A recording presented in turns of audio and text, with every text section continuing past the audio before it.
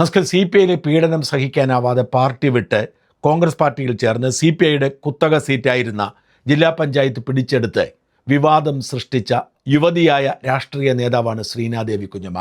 രാഹുൽ മാങ്കൂട്ടത്തിലിനെ പിന്തുണച്ചു എന്നതിൻ്റെ പേരിൽ അവർക്കെതിരെ CPM സൈബർ ആക്രമണം ശക്തമാക്കിയിരുന്നു.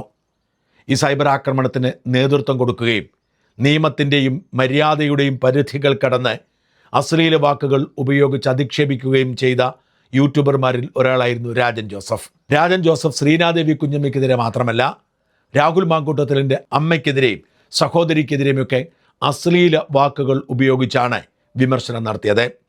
ഇത്തരം അശ്ലീല പ്രയോഗങ്ങൾ നിയമവിരുദ്ധമാണെന്നും കുടുങ്ങുമെന്നും രാജൻ ജോസഫിന് അറിയാതിരുന്നത് കൊണ്ടാണോ എന്നറിയില്ല. എന്തായാലും ഭരണം മാറി, UDF അധികാരത്തിലെത്തി. ശ്രീനാദേവിയുടെ പരാതിയിൽ അടൂർ പോലീസ് കേസെടുത്തു.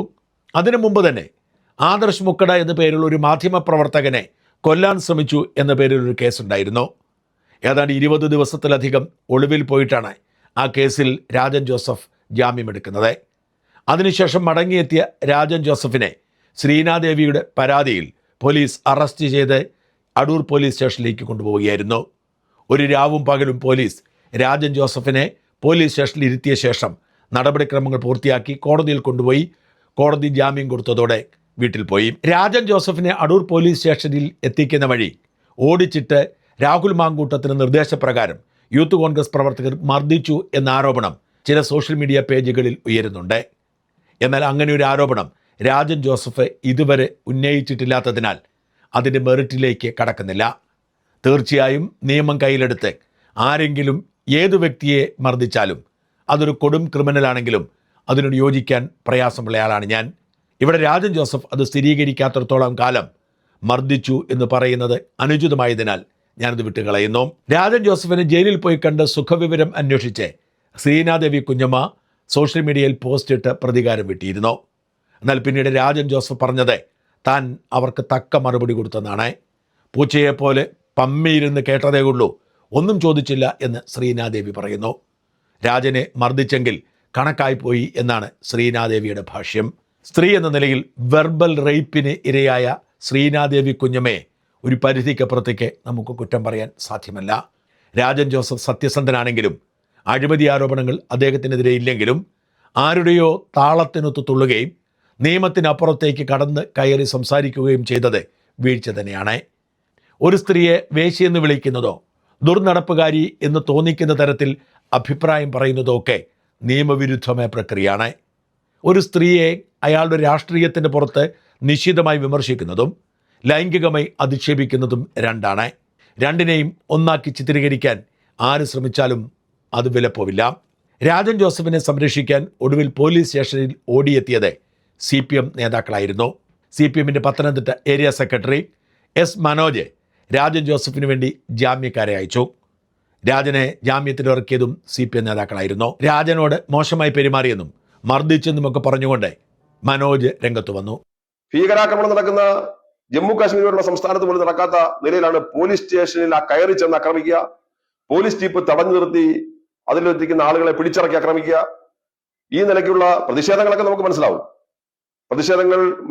അതിനെ പ്രതിരോധിക്കാനുള്ള സംവിധാനങ്ങൾ പോലീസൊക്കെ ചെയ്യാറുണ്ട്. പക്ഷെ ഇത് ഒരു തരത്തിൽ ന്യായീകരിക്കാൻ കഴിയാത്ത ഏറ്റവും രൂക്ഷമായ, ഏറ്റവും മ്ലേച്ഛമായ നിലയിലുള്ള അക്രമ പരമ്പരയാണ് ഈ ജില്ലയിൽ അരങ്ങേറുന്നത്.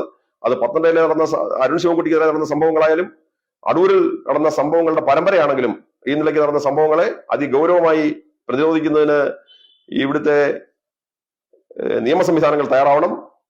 ഈ നാടിന്റെ ക്രമസമാധാന നില തകരാതെ ഇതിനെ സംരക്ഷിക്കാൻ വേണ്ടി തയ്യാറാവണം.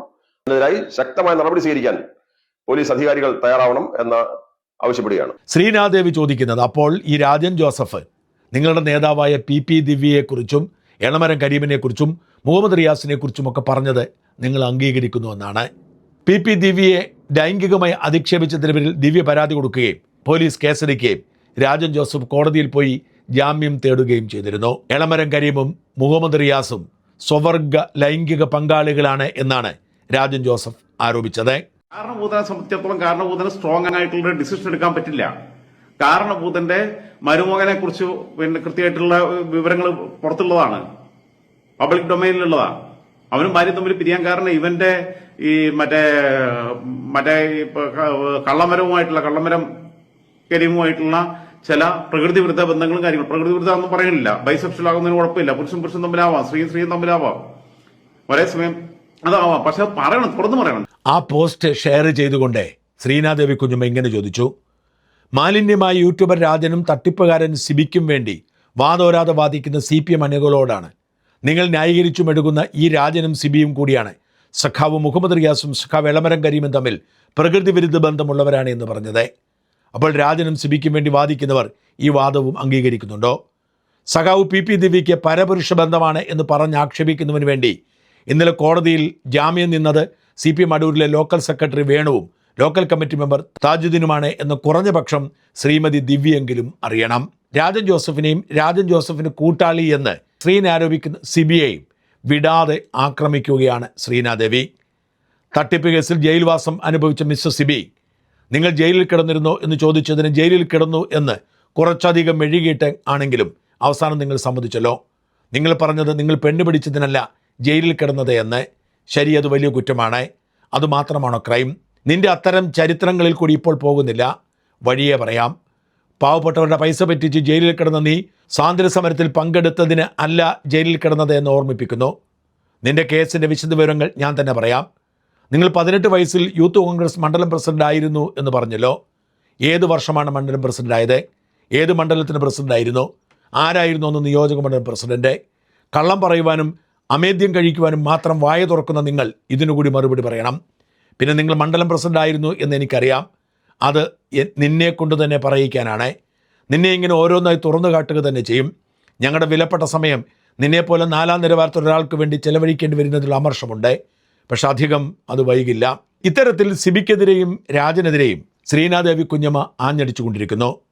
ഇന്നലെ രാത്രിയിൽ ശ്രീനെ ഇങ്ങനെ എഴുതി: സിബി എന്തായി നിങ്ങളുടെ മണ്ഡലം പ്രസിഡന്റായിരുന്നു എന്ന കള്ളം. 24 മണിക്കൂറായിട്ട് നീ അതിന് മാത്രം മറുപടി പറഞ്ഞില്ലല്ലോ. ഇന്നലത്തെ മദ്യപാന ചർച്ചയിലും നിനക്കതിനുള്ള പരിഹാരം കിട്ടാത്തത് കൊണ്ട് അടുത്ത വിഷയം പറയാം.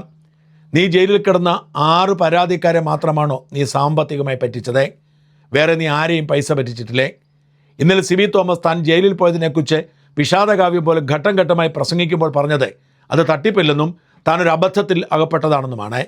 അതൊരു അബദ്ധവും അല്ല എന്നും ആസൂത്രിതമായി തട്ടിപ്പാണെന്നും ആ കേസിൻ്റെ യഥാർത്ഥ വസ്തുതകൾ ഞാൻ പിന്നാലെ വിശദമായി അവതരിപ്പിക്കും.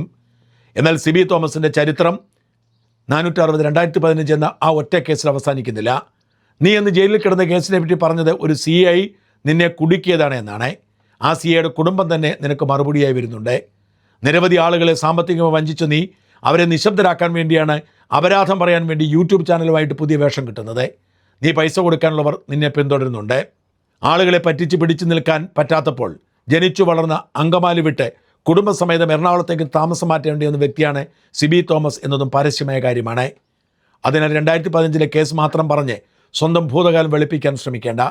സിബി തോമസിൻ്റെ സാമ്പത്തിക ഇടപാടുകൾ നഷ്ടം സംഭവിച്ചുവെന്ന് പറയുന്നവരുടെ കഥകളും തെളിവുകളും ഓരോന്നായി പൊതുസമക്ഷം എത്തിക്കും.